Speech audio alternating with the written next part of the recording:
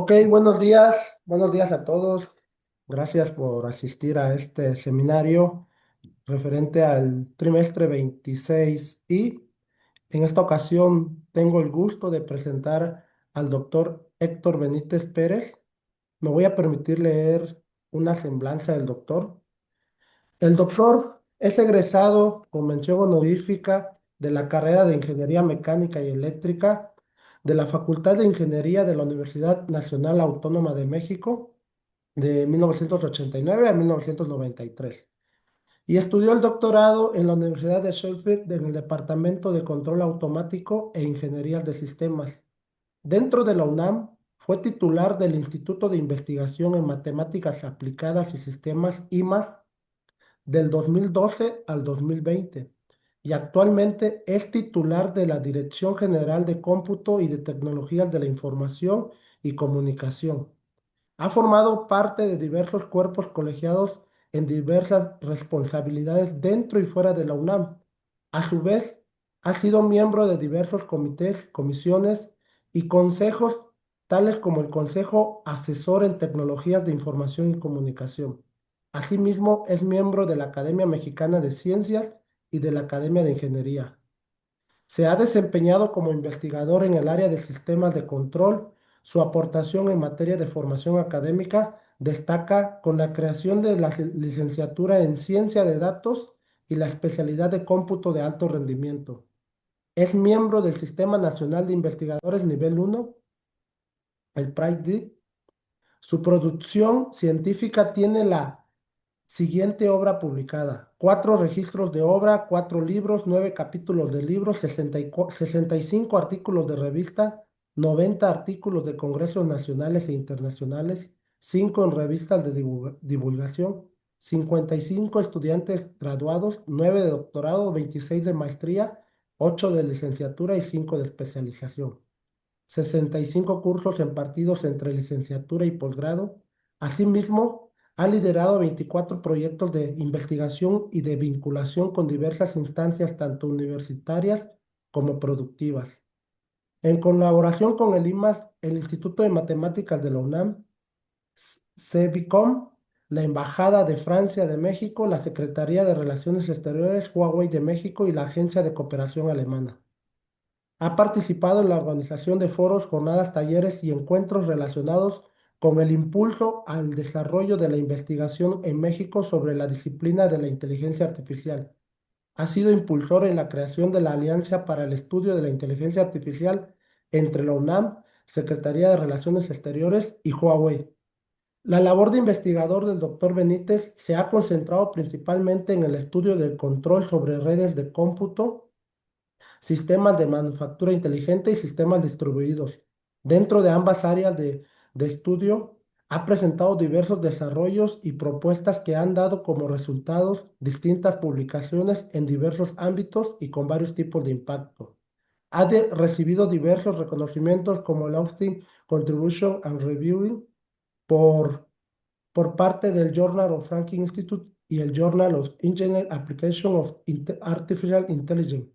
Asimismo, ha recibido el Workman Innovator Award 2024 por la trayectoria de académica por parte de la NUIS TIC 2024. Recibamos al doctor, cedo la palabra. Muchas gracias. Gracias, Luis. Muchas gracias. Primero, le agradezco a Ricardo y a ti, Luis, que me hayan invitado a dar esta conferencia. Y muchas gracias a todas y a todos por estar aquí presentes, a los alumnos del posgrado. Pues muchas gracias por recibirme en la UAM de manera remota. Bueno, les voy a hablar el día de hoy acerca de alto rendimiento en la UNAM. ¿Por qué preferí hablar de esto más que de un tema de investigación? Un tanto porque creo que pueden ver cómo un sistema distribuido lo podemos llevar a un nivel tal que tenga un desempeño muy atractivo desde el punto de vista de cómputo y que esto modifique un paradigma de cómo procesar grandes cantidades de información visualizarlas y, por supuesto, automatizar procesos a través de estas grandes cantidades de información. Y esto, pues como ustedes, estudiantes de cómputo, estudiantes de sistemas distribuidos, pues verán que cómo impacta en el área pues de los sistemas distribuidos sobre todo, pero cómo va a tener repercusiones en la inteligencia artificial, en el mundo diario de las personas y cómo la idea de que estamos pensando en alto rendimiento, más que en supercómputo, nos lleva a una validación desde el punto de vista del impacto a nivel nacional y por supuesto buscando tener impacto a nivel mundial en diversas áreas del conocimiento que se estudian en nuestra universidad y en el país. Por supuesto que es importante que me gustaría platicarles un poquito de cuáles son los retos que vemos hacia el futuro. Déjenme ver si esto puedo avanzar. Aquí está. Bueno, pues la agenda va a ser algo muy sencillo, va a ser la presentación, un poco platicarles cómo ha sido esta historia del supercómputo.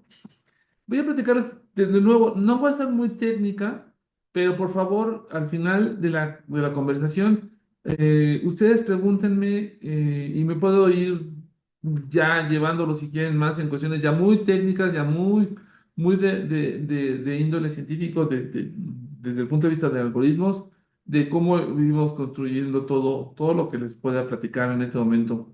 Por favor.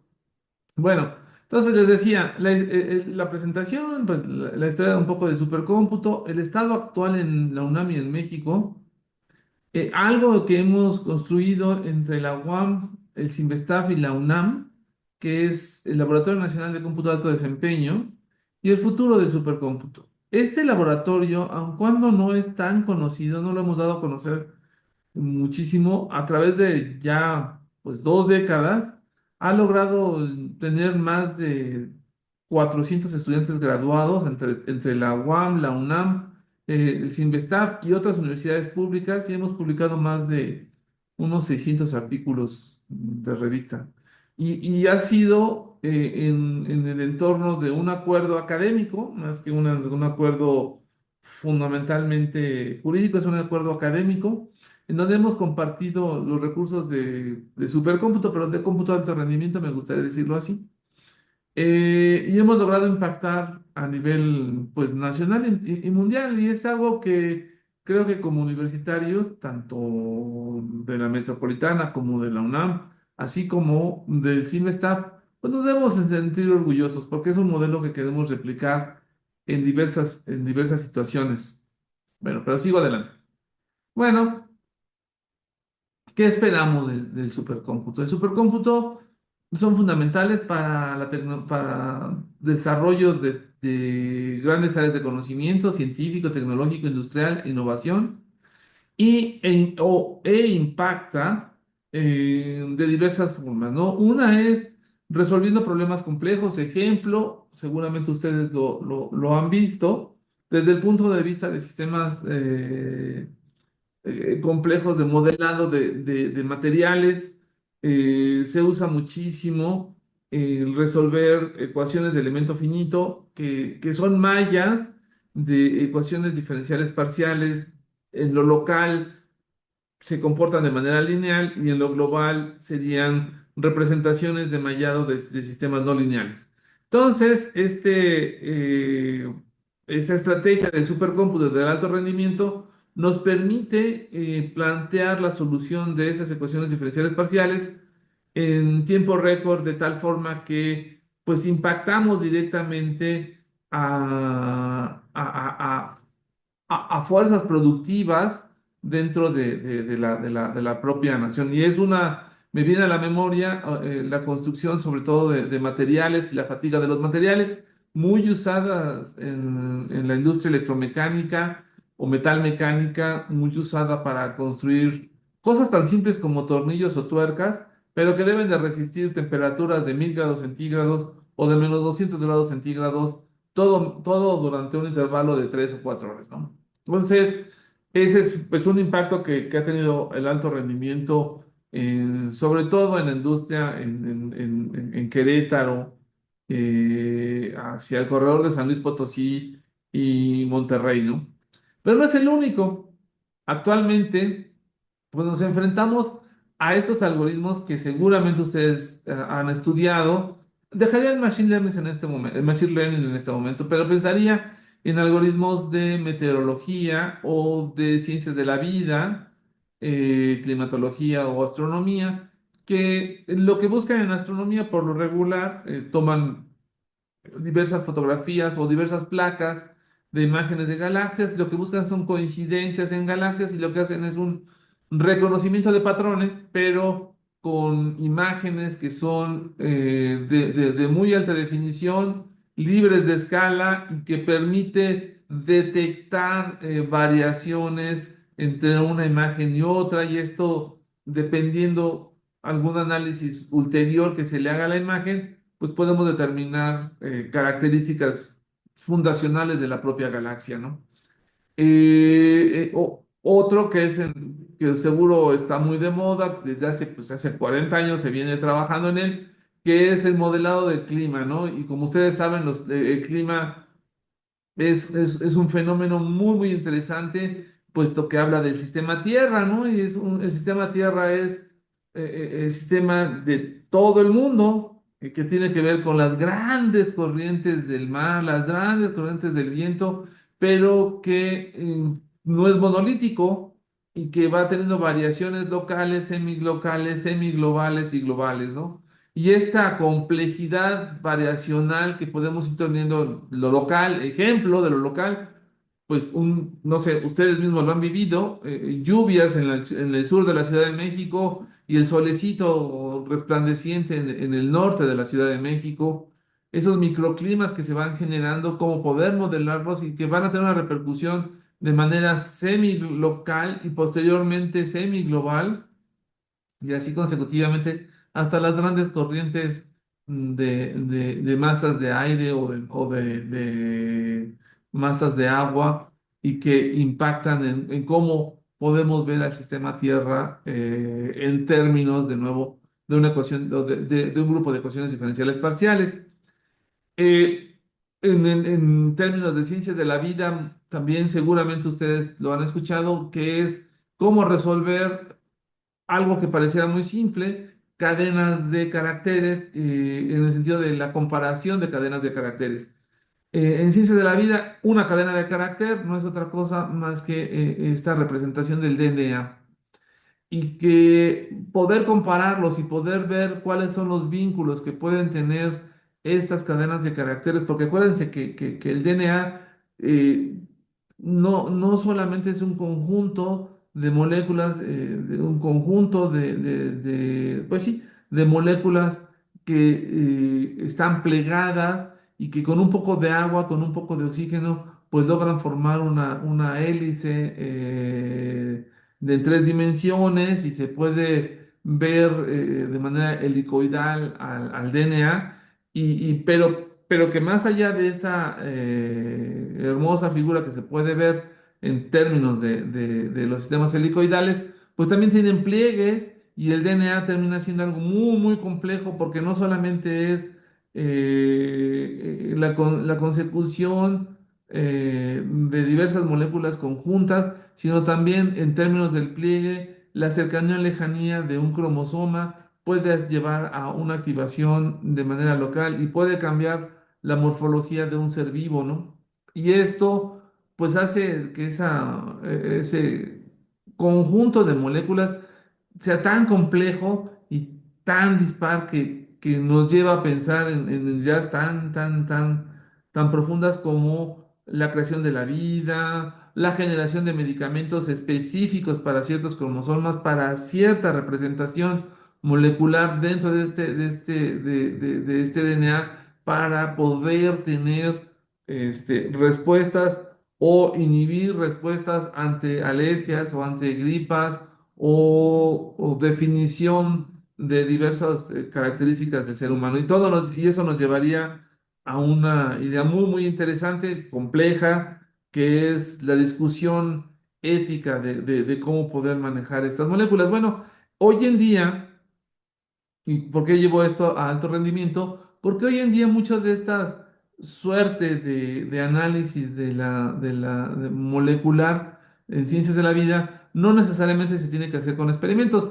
En los noventas, probablemente muchos de ustedes no habían nacido. En los noventas, algo que se tenía de manera común era hacer experimentos sobre el DNA.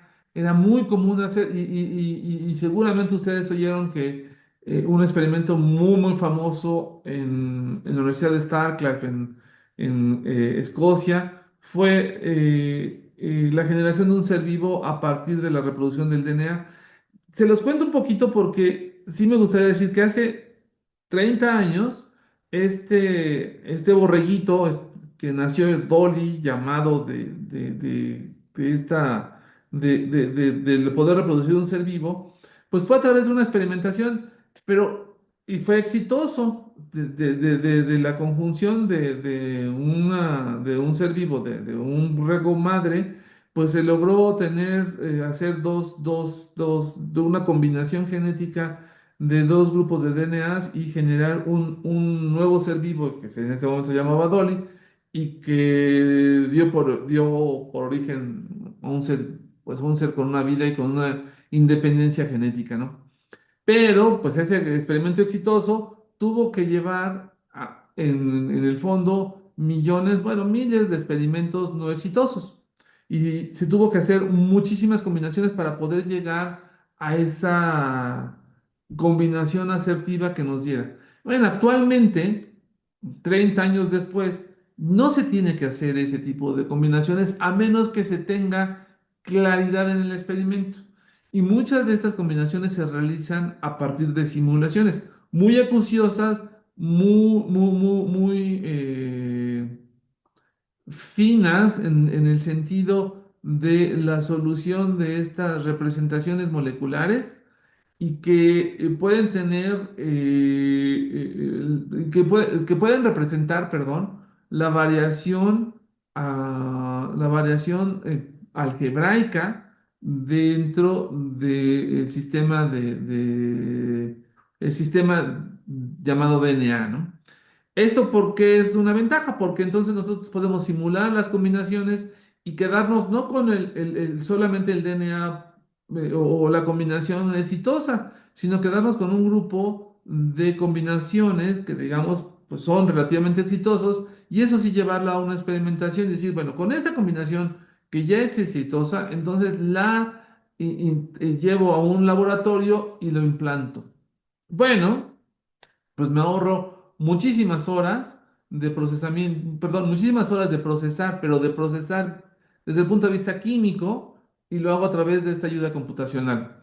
Les pongo este ejemplo porque es muy interesante en términos de que hace 30 años se necesitaba hacer un montón de combinaciones y no se tenía la claridad o la certeza de poder hacer todas las combinaciones para poder llegar a un experimento exitoso en términos de la modificación genética. Hoy en día podemos hacerlo a través el cómputo de alto rendimiento, jugando con todas las posibles variaciones y quedándonos con grupos asertivos y posteriormente tomando decisiones sobre esta. Y llegaría esta parte que le había dejado al principio, que es de Machine Learning. Ustedes, pues, mejor que yo saben, estamos viviendo este boom de inteligencia artificial.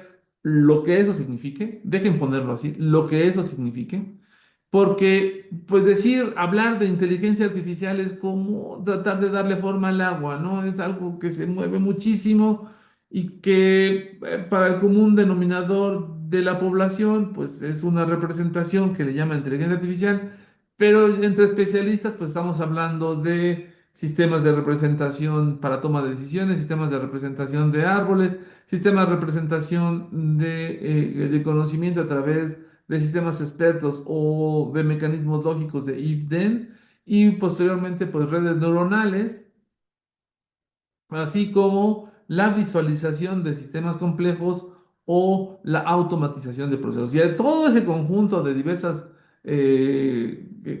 formas de conocimiento, pues le llamamos inteligencia artificial o se le llama de manera muy general inteligencia artificial. Y una de ellas es el aprendizaje de máquina, ¿no? Y es cómo poder optimizar el conocimiento que uno se va generando a partir de una variable error. Bueno, en este sentido, en este aprendizaje de máquina, pues lo que uno hace es algo pues, pues, conocido desde el siglo XIX, que es la optimización. Optimización lineal u optimización no lineal, aproximándose pues a través de varios métodos como el gradiente, gradiente descendiente, gradiente de colores y permitiendo poder resolver ecuaciones diferenciales de nuevo, ecuaciones diferenciales parciales que me permitan determinar una región tal donde pueda existir mi error, ¿no? Bueno, a esta suerte de optimización también la puedo yo hacer mucho más eficiente si paralelizo estos algoritmos de combinatoria que me llevan a una optimización a través de la multiplicación de diversas matrices. Bueno, entonces, los efectos, estamos de acuerdo que el conjunto de computadoras que nosotros podemos integrar en esta suerte de llamado clúster y podemos generar un sistema que también lo vamos a denominar de alto rendimiento, pues podemos tener un impacto directo sobre políticas públicas o políticas comerciales o nuevos desarrollos e innovar en diversos aspectos a través de la solución de problemas de múltiples ecuaciones y de múltiples variables, ¿no? Otra cosa ya sería el diseño, pero otra cosa sería la eficiencia, puesto que ahí es otro punto que también lo hemos visto en inteligencia artificial, lo ineficiente que pueden ser esos algoritmos muy buenos, que nos dan cosas que nos sorprenden, como el lenguaje natural, pero que al final terminan siendo muy ineficientes, muy poco representativos de una solución única, y que esto nos lleva a tener que gastar muchísimos recursos, tanto de cómputo como energéticos, para tener una aproximación sucesiva, ¿no? Entonces, bueno, en este contexto, pues llegamos a ese tercer punto, que es este boom que se está dando de la inteligencia artificial. Yo, déjeme ponerlo en ese sentido, una inteligencia artificial no optimizada, y que el alto rendimiento pues presenta una gran ventaja, puesto que le permite dar pasos que parecieran gigantescos a la inteligencia artificial. Bueno, vamos a avanzar. En la historia de supercómputo en la UNAM. Pues tenemos 36 años, no somos los únicos en México, por supuesto, la supercomputadora inicial, pues inició con una máquina vectorial que se compró hace veintitantos años, o perdón, treinta y tantos años, casi 40, perdón, que se llamó la Cray y que permitió resolver diversos problemas. En ese entonces se utilizaba para optimizar, lamentablemente, bueno, no lamentablemente, porque eran los problemas que realmente tenemos en el país, y que eso nos habla también de un desarrollo tecnológico, ¿no? Eran problemas de solución de la nómina del pago de salarios. Pueden decir: "Bueno, eso es muy simple, no se necesita supercómputo". Claramente el supercómputo puede rebasar eso y llegar a otro tipo de modelado o de simulaciones, pero pues también eso también nos habla del tipo de problemática que socialmente estábamos teniendo, ¿no? Es decir, pues, si quisiéramos llevar a un hombre a la luna desde el punto de vista de simulación, pero realmente solo lo que estamos resolviendo hoy en día es, no hoy en día, sino en ese momento, pues era cómo pagamos la nómina, cómo tenemos entendimiento de cuánta gente sí está cobrando, cuánta gente no está cobrando, por qué sí, por qué no. Bueno, ese tipo de cosas que parecían muy simples, pues también nos dejan ver dónde estaba una discusión técnica para el uso del supercómputo, que posteriormente, y eso es bueno, durante varios años se empezó a desarrollar una comunidad que no existía dentro de México alrededor de esta supercomputadora o computadora vectorial. Se empezó a desarrollar en términos de modelado, simulación, visualización y operaciones mucho más complejas desde el punto de vista matemático para dar soluciones científicas, pero también técnicas. Y ahí aparecieron empresas públicas, públicas-privadas, consorcios como Pemex o Telmex en su momento, para un desarrollo de soluciones que en ese momento pues no tenía, ¿no? Y bueno, hoy en día pues es algo, pues la verdad, irrisorio. La Cray, que en ese momento con sus cuatro procesadores vectoriales alcanzaban 1.2 gigaflops. Hoy en día la MISLI, que es la computadora más poderosa que tenemos en la UNAM, pues nos alcanza a 118 teraflops. Y pues ya estamos hablando de poder llegar a petaflops, pero lo iré platicando en algún momento. Y las arquitecturas actuales de MISLI pues nos han permitido una configuración de 315 teraflops. ¿Cuál fue la diferencia entre la primera supercomputadora y esta última? Pues era arquitectónico. Y como especialistas de cómputo, pues qué mejor, ustedes lo saben, se modificó la arquitectura. La primera arquitectura era una arquitectura vectorial, monolítica, completamente encapsulada en que tenían que hacer tenían que hacer procesamiento entre los vectores de diversos procesadores, se tenían cuatro procesadores, en una suerte de una topología llamada MIMDI y que procesaban la información pues de manera monolítica.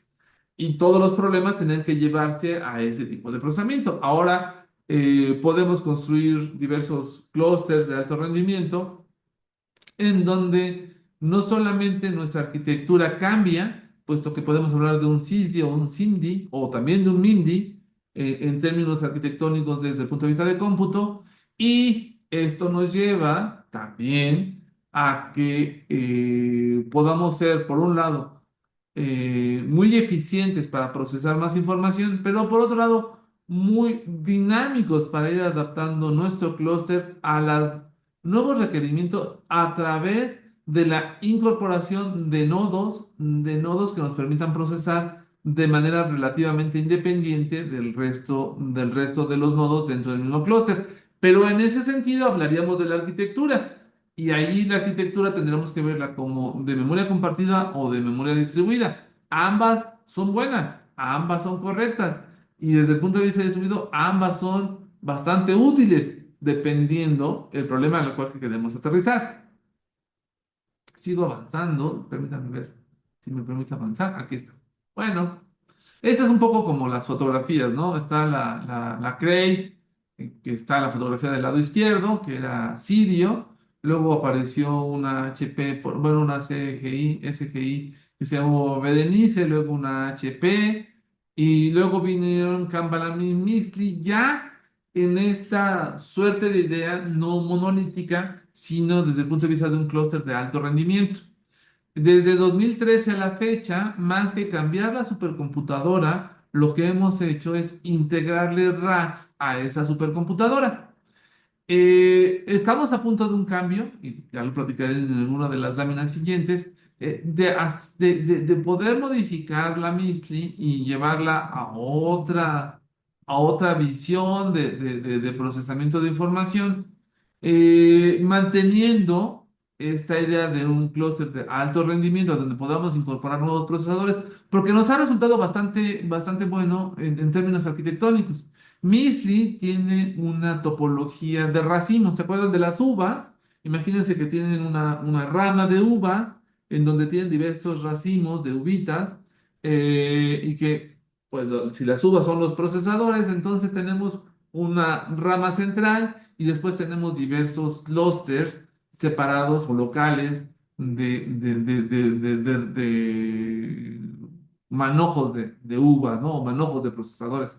Y podemos integrarlos. Eso es algo que hemos aprendido con la MISLI, a integrar clústeres o desintegrar clúster de manera pues, pseudo dinámica. No necesariamente eso es completamente automatizado, pero sí hemos dado el lujo de utilizando un tipo de red, podemos integrarlos, formar una arquitectura, procesar información desde el punto de vista de esa arquitectura y posteriormente usar el mismo clúster en otra arquitectura. Esto le ha dado flexibilidad y, pues llamarlo de una manera, viabilidad a través de los años para diversas soluciones, tanto de software libre como de software adquirido o software comercial. Déjenme ahora, me muevo un poquito. Aquí están más o menos las estadísticas de los gigaflops que hemos logrado tener. Fue en el año 1993 cuando inicia todo esto con la Super. y que, bueno, tenía aquí toda la supercomputadora hasta el año 2012-2013, que fue cuando estuvimos dentro de los rangos de las 500 supercomputadoras en México. Después de esto, creo que el Abacus en el Sinvestaf logró estar dentro de el top 500 y creo que hasta ahí llegamos. Actualmente, la computadora que se tiene en Sonora, creo que está por un poquito, está fuera del rango del top 500 que se maneja a nivel mundial. Pero es la supercomputadora que tiene 2 petaflops de procesamiento en esta universidad, la Universidad de Sonora. Ahora, ¿en qué estamos pensando? Bueno, mucho de la infraestructura que hemos tenido en Mistly empezó con del 2013 con un lugar en las 348 y los mantuvimos, pero el procesamiento y el almacenamiento lo seguimos manteniendo y hemos logrado, por esta dinámica que les comentaba, hemos logrado tener esta suerte de ventaja competitiva en donde con este clúster de alto rendimiento pues podemos resolver diversos tipos de problemas, diversos tipos más que problemas, diversos tipos de planteamientos de conocimiento que nos permiten, al final de cuentas, dar soluciones en diversas áreas del conocimiento. Bueno, tenemos un pequeño problema, es que, pues sí, todas estas máquinas, incluidas la de la UAM, la del CIMBESTAB, la UNAM, la de la UAP, la de la UDG, pues terminan siendo máquinas no muy eficientes, ya actualmente son máquinas obsoletas, en donde pues seguimos siendo, le damos batalla a toda nuestra comunidad científica, pero ya no nos permite hacer un tipo de ciencia. Entonces, como nosotros, como proveedores del alto rendimiento, entonces lo que viene es, ¿qué es lo que tenemos que hacer? Bueno, por un lado es, sí, adquirir otra arquitectura, pero la experiencia que tenemos actualmente en supercómputo nos permite decir, bueno, compremos una arquitectura semejante a Mixly actualmente, que nos permita procesar información en muy poco tiempo y que a la vez sea flexible para las diversas formas de plantear, sobre todo ecuaciones diferenciales parciales y problemas de combinatoria compleja, ¿no? Entonces, la infraestructura que tenemos actualmente, pues es esta. Miren, vean. Tenemos, y eso sí quisiera dejarlo claro, vean cómo la densidad que tenemos en el tipo de procesamiento ha venido cambiando. En el 2013 teníamos 6 racks de procesamiento, ¿no?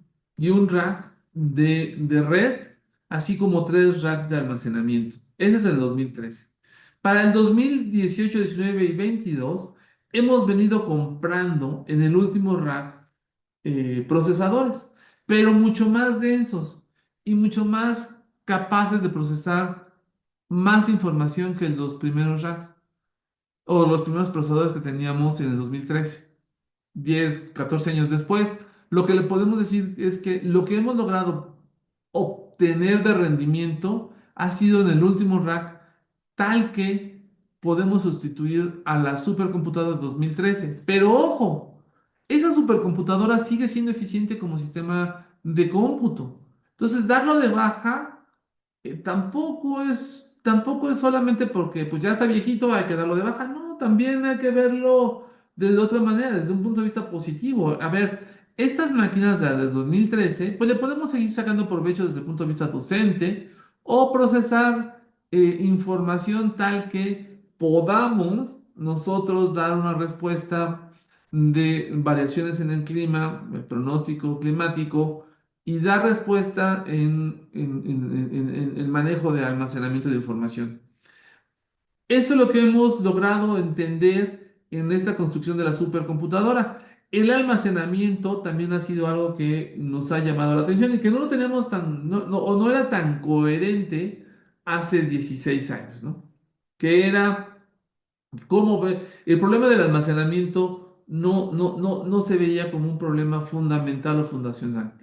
A través de los años nos hemos dado cuenta que el tener una SAN y una NAS nos permite construir una red redundante de almacenamiento que en conjunto con nodos muy densos de procesamiento, como los que tenemos en el rack 9, podemos dos cosas. Por un lado, procesar grandes cantidades de información y segundo, almacenar grandes cantidades de información, de tal forma que no perdemos información aun cuando ya no sea usada. ¿Por qué es importante esto? Por si, acuérdense que estamos hablando que nuestros usuarios son sobre todo grupos científicos. Entonces, estos científicos van a tener que darle respuesta a otro grupo en términos de aquellos que hagan ciencia. Y lo que tenemos que poder decirles es cómo reproducir los resultados que estamos obteniendo o que se obtuvieron y cómo poder demostrar que esos resultados son válidos. Y eso nos lleva a un gran cuestionamiento. ¿Quién respalda qué y quién mantiene la información? Esa es una nueva brecha que se está abriendo, que es el manejo de repositorios de la información. Actualmente, lo que estamos haciendo es una computadora que le vamos a llamar L1. Es una super que vamos a tener un rendimiento de 3 a 6 petaflops. Inicialmente vamos a comprar 3 petaflops. El 70% van a ser CPUs y el 30% son GPUs. Amén de tener un respaldo de información de 750 petaflops. Me gustaría llamar su atención en que estamos viendo tres distintos tipos de redes: la de datos, la de manejo y una auxiliar. ¿Por qué es importante estas redes? ¿Se acuerdan que les había mencionado que nosotros podíamos construir esto como una rama de varios racimos de uvas? Bueno, en este contexto, nosotros podemos, a través de la red de administración, podemos generar clústeres virtuales que la red de datos puedan observar como un clúster necesariamente durante un determinado intervalo de tiempo que nos permita procesar con una arquitectura en específico, ya sea de memoria distribuida o de memoria compartida. Para tal motivo necesitamos que tanto las redes de management, de data y auxiliares no corran a 1 giga o a 10 gigas. En nuestro caso, estamos pensando que corran en principio de cuentas a 100 gigas y poderlas llevar a 400 gigabits por segundo. ¿Por qué es importante esto? Porque lo que queremos es que los procesadores puedan ver el mismo segmento de memoria independientemente de la localización de los racks. Esto nos llevaría a poder armar tableros o blackboards en términos de procesamiento para diversos grupos de núcleos entre CPUs y por supuesto entre GPUs y darle batalla, dejen ponerlo así, de manera muy coloquial, para procesar información de diversa índole sin tener que cambiar de manera física nuestra arquitectura, sino siendo muy ágiles en la configuración. Utilizamos redes sin tráfico, buscamos que sean redes InfiniBand, en donde tengamos una palabra de transmisión no serial, sino una palabra de transmisión de 64 o 128 bits de manera paralela y que no tengamos tráfico en nuestro canal de comunicación para hacerla muy, muy, muy eficiente. En este contexto también, lo que estamos haciendo en la UNAM es no solamente plantear esta nueva computadora que es la que queremos adquirir y posiblemente la vamos a llamar L1. Bueno, de manera concurrente, pues estamos armando con diversas entidades dentro de la UNAM algo que llamamos Grid UNAM. ¿Por qué es importante? Bueno, nosotros estamos como DGTIC, déjenme ponerme ahorita la bandera de DGTIC, estamos generando, tenemos el clúster más importante, pero no podemos ser oxisos a algo que ocurre dentro de la propia Universidad Nacional, que es la adquisición de diversos tipos de clústeres de alto rendimiento, chicos, medianos, no grandes, pero sí chicos y medianos, que están en los institutos, en la astronomía, en ciencias nucleares, en el de cambio climático, en el laboratorio de modelo de datos, la MOD, pues existen diversos clústeres de procesamiento de información.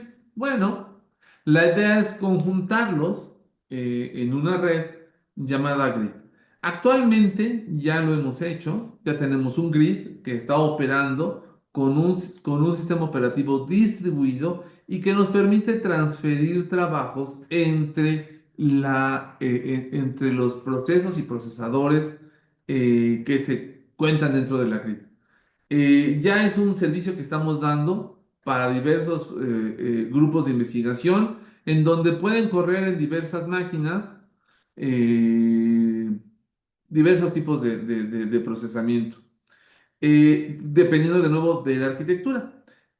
Actualmente lo estamos esto ya promocionando y funcionando a través de una red de 40 gigabits por segundo al interior de Ciudad Universitaria. ¿Por qué de Ciudad Universitaria? Porque es una red interna que no nos cuesta.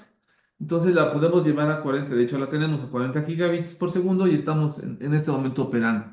No es una red InfiniBand, es una red que pudiera tener tráfico, pero que estamos garantizando que no haya tráfico y que nos permita comunicar de manera serial a nodos dentro de este grid UNAM. El grid está hecho de varios clústeres, como les mencionaba, y varios laboratorios, y comparten infraestructura de un pedacito del clúster, pero no lo comparten el 100% o no lo comparten el 100% del tiempo, lo comparten por temporadas, por intervalos de tiempo, al menos un 10% del tiempo de procesamiento que tienen disponible por semana. Un 10% es muchísimo, compañeros, es muchísimo, muchísimo y nos permite procesar información pues de alto nivel, no solamente de procesamiento, sino también de procesamiento en términos de datos, sino también de la complejidad del algoritmo. Bueno, está formado como un nodo, un sistema federado, y eso es importante, porque, porque esta discusión de que la UNAM lo vamos a centralizar y lo vamos a hacer, nos dimos cuenta que no es factible. Así como pensamos en que el clúster debe ser muy dinámico, el clúster de alto rendimiento que compraríamos en sustitución de Misli, pues es lo mismo para el resto de la grid. No podemos ser omisos en que tenemos clústeres pequeños o medianos dentro de la propia universidad y no los podemos eliminar. No se trata de eliminarlos, se trata de conjuntarlos para compartir recursos, tanto de procesamiento como de almacenamiento. Porque esta segunda parte, el almacenamiento termina siendo de verdad un- una suerte de una gran competencia y complejidad en términos científicos y termina siendo algo que debemos de poder respaldar la información. Bueno, esta infraestructura pues nos lleva a desarrollar diversas capacidades científicas, pero sobre todo a generar una comunidad que no teníamos tan, que todos sabíamos que podíamos hacer un grid con Oculus o algunas otras, pero desde el punto de vista de cómputo de alto rendimiento, ya lo estamos haciendo en una práctica ya común, corriente y funcionando sobre todo los fines de semana. Esto que me lleva a poder decir que tenemos esa experiencia técnica, esa experiencia humana entre nuestros administradores y nuestros generadores de algoritmos desde el punto de vista de esto, de configurar trabajos en un core tal que podamos explotar diversos cores con diversas capacidades de procesamiento. Y empezamos con 8 proyectos, hoy ya tenemos alrededor de 25 proyectos ya andando, funcionando, estamos sacando cada bimestre convocatorias para poder tener más usuarios en Grid, pero también en Supercómputo. La idea es al final esta, poder compartir nodos de DGTIC, de ciencias nucleares, de astronomía, ay, ¿cómo se llama este? De cambio climático y de astronomía en Ensenada. Y pues, si se dan cuenta, van a decir, "Ay, pues no son tantos procesadores. Ciertamente no son tantos procesadores. Pero el número físico de cores ya son 720. Ya el número físico de cores ya termina siendo algo que me permite, pero por un lado, ya procesar información de manera muy eficiente. Y si se dan cuenta, estamos hablando IAE, ya estamos hablando del Instituto de Astronomía de Ensenada. ¿Por qué es importante esto, compañeras, compañeros?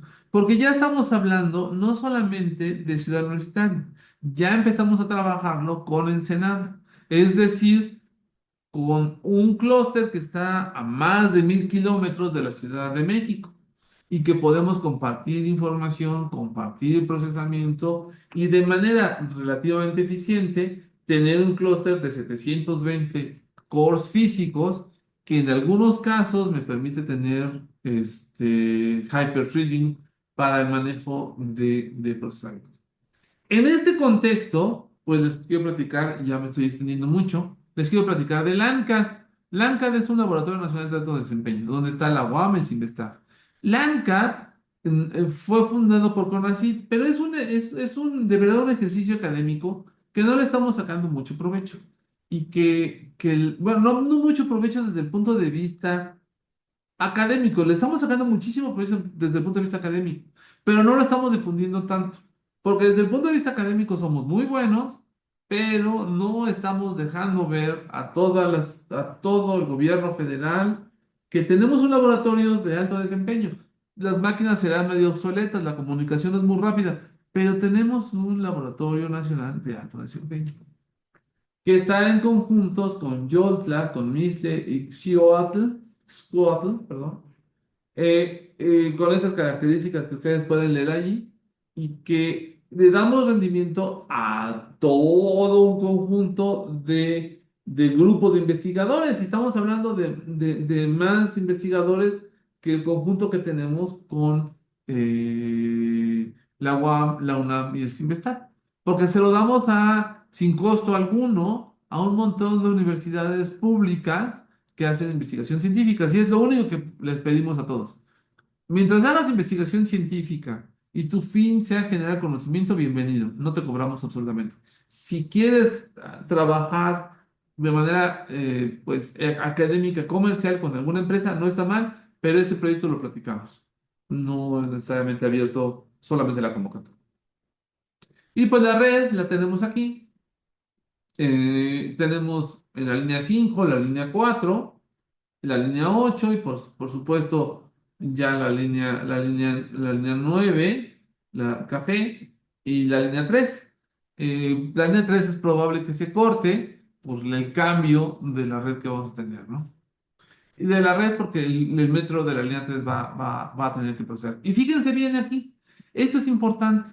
¿Por qué es importante? Van a decir, bueno, pero esto no tiene nada que ver con la parte desde el punto de vista técnico-científico del desarrollo de algoritmos. Ciertamente no estoy hablando de los algoritmos para hacer una grid o para hacer una supercomputadora. Si quieren, podemos entrar, con gusto, pregúntenos.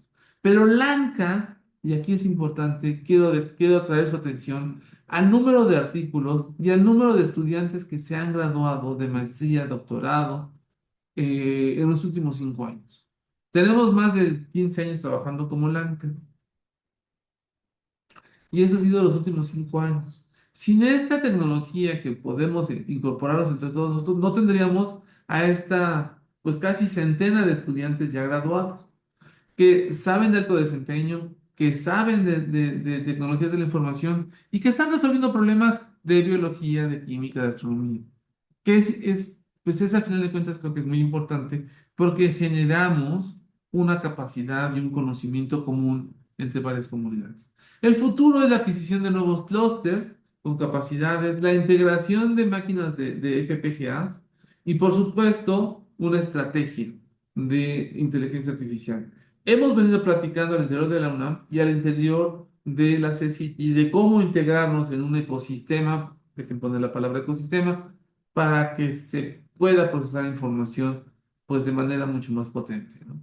El futuro está en términos de la construcción de este clúster de alto rendimiento, en donde no podemos dejarle a una sola universidad que tenga un clúster de alto rendimiento, sino tener diversos clústeres en diversas partes de la República y conectarlos con una red de 100 gigabits por segundo. Y pues por ahí estamos caminando. Y pues bueno, esa sería mi conversación. No sé si tuviesen comentarios, y este es el Centro de Supercómputo de Barcelona. Pero bueno, si quieren ya dejo de compartir pues de Mm. nuevamente les agradezco su atención y por favor si tienen dudas, comentarios. Muchas gracias, doctor Héctor. Pues sí, ya tenemos varias manos levantadas. Adelante, Manuel. Hola, buenos días, doctor. Para empezar, excelente charla, un gran admirador del trabajo que hacen en el ANCAR, desde el punto de vista que tenemos aquí en Yoltla, en Iztapalapa. Y mi duda era, he visto que aunque X86 sigue siendo una arquitectura muy establecida en el ámbito de procesadores, ha habido una cierta ola en adaptar nuevas arquitecturas, digamos, Google, Meta, Facebook ya están migrando a diseños ARM personalizados. Incluso hay una pequeña pero potente vertiente que busca adaptar RISC-V como arquitectura para cómputo de alto desempeño. Y mi pregunta era, usted, como experto en esta área, ¿qué observa respecto a esa tendencia y cómo la ve reflejada allá en la UNAM y en general en el trabajo que hacemos en México en supercómputo? Gracias por la pregunta. Mira, yo te diría, Intel sigue siendo el procesador por excelencia para alto rendimiento. Los xeons siguen siendo lo que nos lleva a esto. Pero llegamos a un punto en los 2010, en la década del 10, en donde pensábamos ya sobre una arquitectura cuasi monolítica, muy dinámica, que eran los cores manejados por una arquitectura Intel del tipo RISC y que teníamos como que muy claro en ese momento. Con la irrupción de los ARM y de las FPGAs, yo te diría que es de alto rendimiento, FPGAs de alto rendimiento. Entonces, esto nos lleva a replantearnos el clúster o el manejo del alto rendimiento, no eliminando a los Xeon o a la arquitectura Intel, pero sí proveyendo de diversas otras arquitecturas que te replanteen desde el punto de vista algorítmico problemas para solucionarlos de manera más eficiente. La arquitectura, y eso quisiera, sigue siendo o se está convirtiendo en un compromiso entre eficiencia del algoritmo y gran diversidad de otros algoritmos para procesar. Entonces, la arquitectura que te les digo, hace una década o hace un poco más de una década, tal vez hace 15 años, se pensaba que era ya muy establecida y creo que está viviendo un cambio fundacional en términos arquitectónicos de procesamiento de información. Y uno de los puntos claves o básicos es el manejo de la memoria. Es replantear el manejo de la memoria para tener mucha, pero mucha menos latencia en términos de espera de procesos. Y eso nos lleva a reabrir un área muy bonita que es la arquitectura de computadoras en el manejo de procesos, ¿no? Y su manejo de memoria. Espero haber respondido la pregunta, Manuel. Gracias. Muchas gracias. Muchísimas Adelante, Ricardo. Sí, muchas gracias, Héctor. Buenas tardes y muy agradecido y muy contento de verte por acá, por la UAM, aunque sea de manera virtual. Muy interesante tu plática. Yo te quería preguntar de primera instancia, ¿podrías platicar un poquito más extensamente dentro de los límites razonables de una presentación? es, Acerca de lo que están pensando para el storage. Me parece que bueno que ya se dieron cuenta de la importancia del storage. Este, Nada más le diste apenas un instante para platicar de eso, pero yo creo que No, es- podría haber un seminario solamente sobre el tema, ¿no? ¿Podrías sí, abundar un poquito al respecto? sí. A ver, miren, dejen plantearlo desde el término de Vegetic y luego ya nos iremos más en términos desde el punto de vista del algoritmo que es apasionante. Desde el punto de vista de DGT como una unidad de servicios así gigantesca para la UNAM, pero es de servicios, el problema que tenemos es que nos llegan muchísimos datos, tenemos petas de información y vamos a generar mucha más información y solamente datos científicos o datos académicos. No estoy refiriéndome a los estudiantes, estoy hablando de la digitalización de todo el acervo fílmico de la UNAM o todo el acervo fotográfico de los museos de arte que tenemos. Ya, Ujú. ya no hablo de los datos científicos de ciencias duras, estoy hablando de del área de las humanidades. Y luego si Sí, nos vamos al área de ciencias, pues toda la generación de estos modelos. Y eso nos lleva a petas o heptas de información. Entonces viene un planteamiento, ¿cómo manejar estas grandes cantidades de información? Entonces, desde el punto de vista, el storage nos lleva y nos replantea algorítmicamente cómo poder acceder a esa información. Y es replantearlo desde el punto de vista geométrico. Y es reordenar la información desde algoritmos tan fundacionales como puede ser el MapReduce, puede ser con cosas muy simples que ya se plantearon y que ya son más o menos estables, bueno, más o menos estables, ya son bastante estables como las tecnologías NAS y SAN, que ustedes ya pueden adquirir y comprar una SAN chiquita en su casa para poder tener redundancia de datos y trabajar con una NAS y generar una NAS a partir de esa SAM para poder tener diversos accesos y tener redundancia en los datos, ¿no? ujú, Bueno, pues eso es como la SAN y la NAS. Pero luego se plantean cómo accedo a toda la información de manera tal que sea eficiente para buscar información. Y uno de los claro, algoritmos típicos que se generaron por Google hace 20 años, pues es el MapReduce. El MapReduce es un algoritmo muy bonito y muy sencillo que es clave valor o llave valor, que lo que hace es, en vez de buscar de manera jerárquica en ujú, diversas tablas, lo que hacemos es buscar en la concatenación de la llave y el valor la información. Y eso hace que el algoritmo geométricamente sea muy fácil de poder ir buscando información. Este algoritmo que tenemos varias modificaciones fue lo que le permitió dar al buscador de Google vida durante los siguientes 25 años. Y ese claro. algoritmo es un algoritmo que es de cajón estudiarlo en el kinder, pues es básico estudiarlo así, leerlo y leerlo bien, puesto que es de manejo de la memoria. Y luego viene otro manejo que desde el punto de vista de teoría de la computación es muy interesante, que es la memoria asociativa. Es decir, no me interesa almacenar mucha información, sino cómo asocio la información que tengo y cómo genero pequeño o concateno información para ir generando clústeres de información. En vez de tener la gran información toda abierta y casi de frente a mí, millones y millones de datos, lo que eso, ningún ser humano lo maneja en su cabeza, lo que hacemos son redes. ¿Se acordarán? Bueno, si la mayoría de ustedes son jóvenes, todavía no les pasa, pero eventualmente esa enfermedad de la juventud la perderán y empezarán a Te van a tener, aliviar. todavía empezarán a tener huecos de memoria.